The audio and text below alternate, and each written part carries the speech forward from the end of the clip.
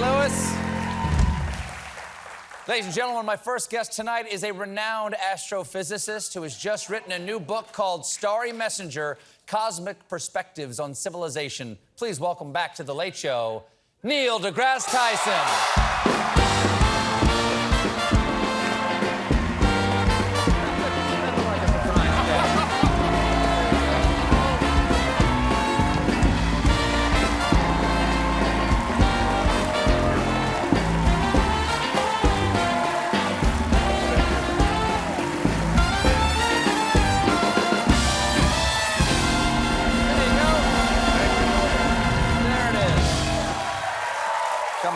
Come on. Neil, my friend, it's good to see you again. Wait, there was one section that didn't give me a standing ovation right there. I don't know what happened. We'll get them later. We'll get them later. We'll get them Take later. care of that later. We'll use some digital rendering to make them stand. There's always so much to talk with you about, my friend. You were last here in April. Okay, yeah, okay. Yeah. Check your calendar. Yeah. You're in April. Since then, we talked about the Webb Telescope going out there, but since then, the Webb Telescope is out there, it's unfolded, it's giving us new glimpses of the universe. Oh, yeah. This is the successor to the Hubble Telescope, which itself was incredibly impressive and important. What do you make of the new telescope so far? It's all that. And a bag of chips? And by the way, you casually said it unfolded.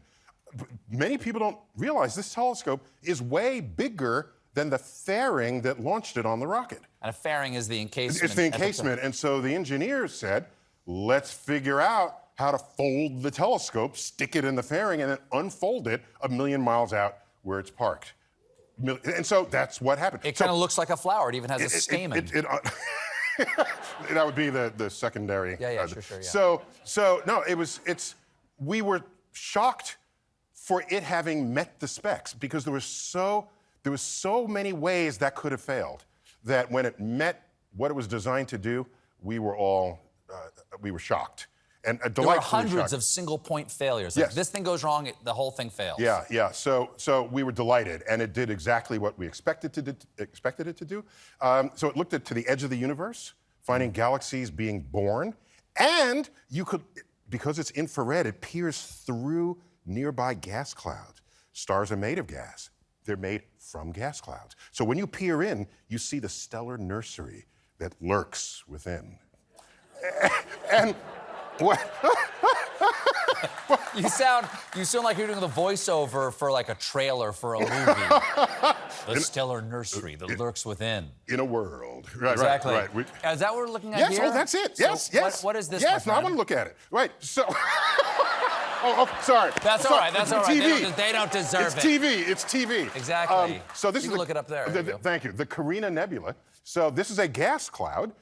Deep within is forming brand new stars. It's a stellar nursery. And it's forming not only stars, but planets in orbit around them, exoplanets. And so we now have more than 5,000 exoplanets in the catalog. And this telescope is going to be, among its many abilities, it'll be able to measure the chemistry of the atmosphere of exoplanets that pass in front of their host star. How will this improve or in any way change our model of exoplanets? No, so here's the way to think about it, okay? If you came up to a house and had a lawn and your vision was not all that good, you say, oh, there's a green carpet, all right, surrounding it. And that's accurate. But if you have better vision, more resolution, you say, wait a minute, there are blades of grass there. So this is an extra detail, deeper than what you had first thought. It doesn't change your view, it adds to it. Not every scientific discovery changes what we thought before. It's accretive, so that the growth of our knowledge... Now, here's a problem. As the area of our knowledge grows, so too does the perimeter of our ignorance.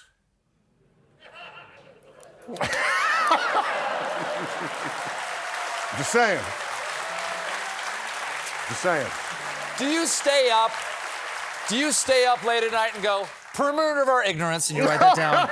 I'm using that someday soon. No, I'm feeling it. When you feel it, the words just... You're flowing. You're flowing. The words just pour down. You're spitting science is what you're doing.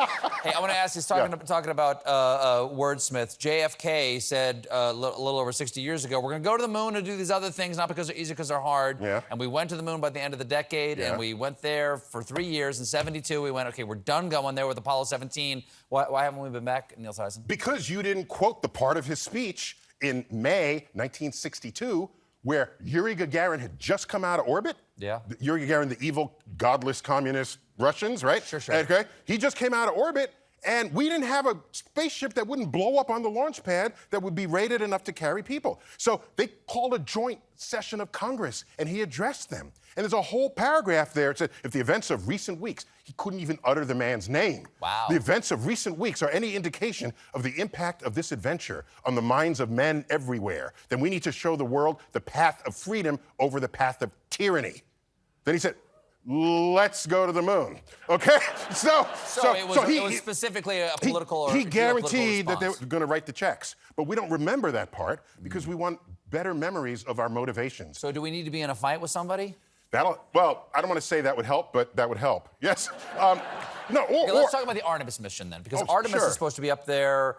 They were supposed to send a female crew in 2024, correct? By the way, Artemis is the twin sister of Apollo, by the way. I dig it, Daddy-O. You're all in. I dig it. You're all in. Okay, now they've tried to launch twice, and they've had a little bit of trouble with the mission that was supposed to go up there. Basically, we haven't done that in 50 years. Give them a break. Let them have a couple of delayed launches.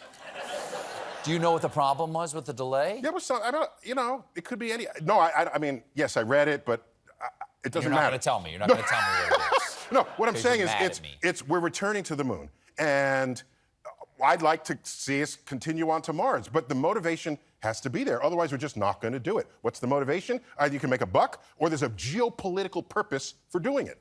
And what might that be? Oh, China said they might put astronauts on the moon. Oh my gosh. So all of a sudden, we say that's the next thing we must do. Okay? So here's what I want China to do. I just wanted to know what was wrong with the rocket. Okay, no. Didn't mean to Here's what I want. strike a nerve here. I'm sorry, man. I want the Chinese to leak a memo. Doesn't even have to be true. Leak a memo that says they want to put military bases on Mars. We'll be in Mars in 10 months. Okay? 1 month to design, fund, and build the spaceship, and the 9 months to get there. Or maybe Elon's got one in his garage. Okay? Probably does. But Mars Probably is does. already red. That'd be an easy sell in China. Just think about that, to market that. I'm on board. So anyhow. So was there a hydrogen leak? Why didn't the rocket go off? That's all I wanted to know. What was wrong There was something with the fuel. Something with the fuel. Okay, sure, you don't know. It's hydrogen fuel. We have to take a quick break. If you'll stay there and you stay there, we'll be right back with more Neil deGrasse Tyson, everybody. Stick around.